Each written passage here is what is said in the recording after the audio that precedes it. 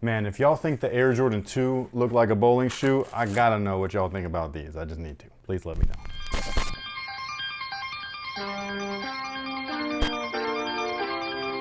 Yo, what's good guys? My name's Chris. Welcome back to the official WearTesters.com YouTube channel. First things first, I was wrong in the last video. The last video that we uploaded was on the KD16s, and I had said that I think that there's a rectangle zoom unit in there. There was not. It's actually a bottom-loaded zoom unit. It's quite large, way larger than a rectangle unit, so I was happy to see that. And on top of that, there wasn't an extra layer of foam. It literally was the spring plate just covered in glue, so it made it look like foam from underneath, like from what I was seeing at least. Which brings me to these guys right here. This is the Giannis 5s, the Zoom Freak 5s. This, again, very similar to that one. There's not really any information about the shoe at this point anyways. I do know the tech specs this time, so there's that. But anyways, this is what I'm talking about though, man. Like, what's in here? Paper. Not a damn fucking thing, man. Nike, please, please, put some fucking stuff in here. A sticker, put the little card. You made this and attached it, but you won't put a sticker in that gives you a blown up image to show the shoe. But they made a gazillion, billion, million of those like 15 years ago, so. These XDR things? Yeah. I know, but still.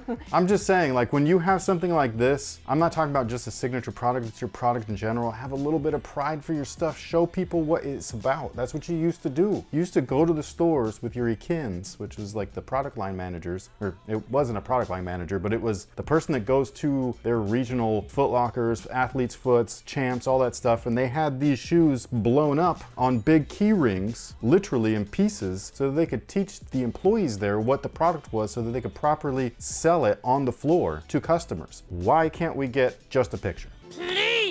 Anyways, this is the Zoom Freak 5s. It's Giannis's brand new sneaker model. He's gonna have two. This is the mainline signature. There will also be a takedown. This particular pair, like I was saying just a second ago, comes equipped with this XDR rubber tag, and that means that the shoe itself has XDR rubber. This is only because I got these from ID for Shoes, who is an eBay seller or reseller. Sometimes their stuff is for retail, sometimes it's for a little bit more, so it's hard to classify them. I just consider them a reseller, but they do sell stuff for retail or under at times as well. But anyways, all of the Nike and Jordan products that are performance driven that release overseas in Asia, they almost always come equipped with XDR rubber. That's something that's different than the US stuff. I've heard that they've kind of like done away a little bit with the different lasts, which is really weird. So sometimes they would come with what's called like a EP or a PF model, and this one's labeled EP, and that would just mean that it's got a wider last and XDR rubber, but sometimes they don't actually do the different last thing, which I think is very strange because I thought that was beneficial for wide footers. But anyways, as far as the traction itself goes, it almost looks like it's a bunch of his logo. So that's pretty cool if that's what it is. It's very thin lines, and even with it being XDR,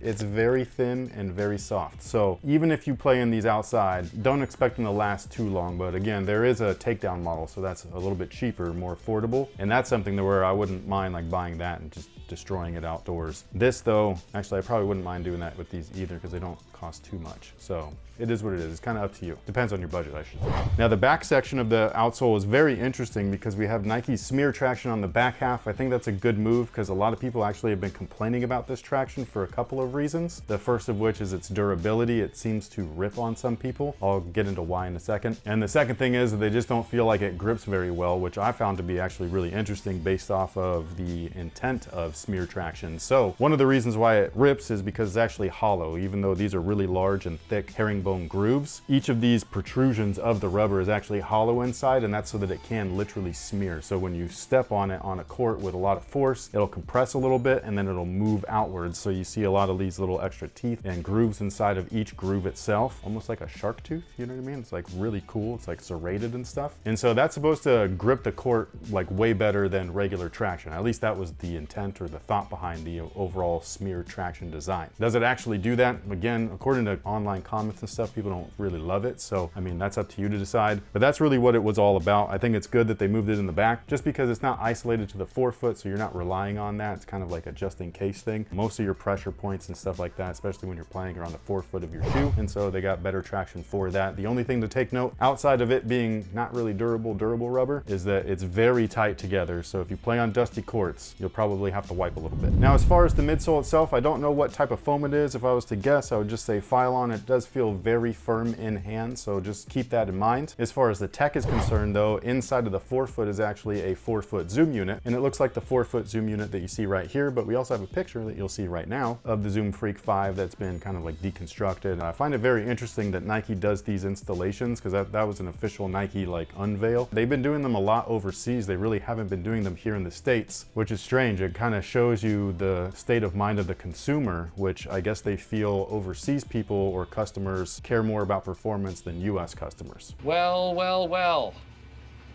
How the turntables... But again, the forefoot is Zoom Air. Does it feel good? Yes, it does. Does it feel as good as the potted zooms that we've been seeing in the previous Yana shoes? I don't even really love those. So for me, I think that this is a better setup. It's a smoother ride. It's a little bit more stable. It's definitely more consistent as well. You just have that ISO coverage in the forefoot section, but you still got that really nice wide base and everything for stability and support. Now the back section of the shoe doesn't seem to have anything in it, but they actually did one of these little notches in the heel to give you some compression. So when you step on the heel, it'll actually move that part down a little bit, so it feels a little bit better than it just being a straight up dense piece of solid foam. They do this a lot on running shoes, and for me personally, anytime that I see that on a basketball shoe, I just feel like it is a good move, especially when you are using a more dense foam, because you're getting a durable foam that'll last long, but you're also getting something that will aid you in that cushion just in case in the back. That's what she said. The insole, for anybody wondering, is this ortholite style of foam. There's no arch built into it or anything like that. It's very neutral. You can take it out, replace it with anything that you want. If you wore orthotics, you could do that as well. I would recommend doing so before playing in them, just because it is covered in glue. So once you heat that up, it's going to bond to the strobel inside the shoe. But if you do want to test it out with just this stock insole in there, and then you find out that you don't like it and you do want to replace it, and maybe it's hard to remove. No, Kelly Clarkson! All you gotta do is use a hair dryer on the low heat setting. It's kind of like move it around like inside the shoe, heat it up a little bit, it'll pull right out.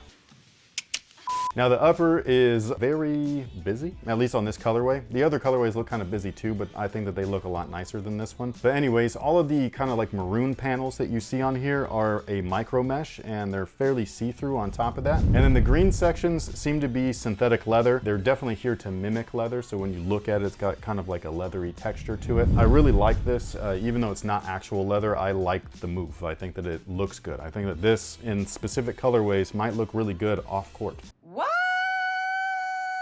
I think it gives a little bit more depth to the design overall than just like a flat one-piece textile. So I really like this. And if you're worried about the micro mesh being a little bit too flimsy and stuff like that, as far as support is concerned for medial and lateral movements, these two purple eyelet sections right here that you see on both sides of the shoe are actually connected inside, and they go into a big panel that actually like hugs your foot like fingers. So you got 2 fingers here, you got 2 fingers here, and then they connect inside the shoe to a big piece of material that is attached to that strobel board. So when you lace these up, it's going to go like this around your foot, and it's going to really keep you caged in those sections. One of the things that I noticed though, design wise, is the swoosh is not reversed this time, but they call that out right here. I think that's cool. I also kind of like the back at Nike Air. It's just simple, it's clean, reminds me a little bit of the 90s, dare I say. I dig this. Now, as far as sizing is concerned, they do fit true to size. However, like I was saying before, even though this is an EP version or an overseas release, they feel fairly narrow. Feels great to me personally. This is like my kind of fit. But if you're a wide footer, you might not enjoy this. So what I would definitely recommend is trying them on in store if possible. I do think that they will stretch out just because of the placement of the lightweight mesh areas and stuff. I think that that'll move with your foot a little bit. It'll just take a little bit of time to break in. But if you don't like doing that, you're gonna have to go up half a size most likely. But with all that being said, sound off below and let us know what you think about these Zoom Freak 5s. Are you interested in a pair? Do you think that this does look like a bowling shoe? Does this make the Jordan 2 look good? Thank you once again for being here. We will catch you guys on the next one. So until then, have a good one.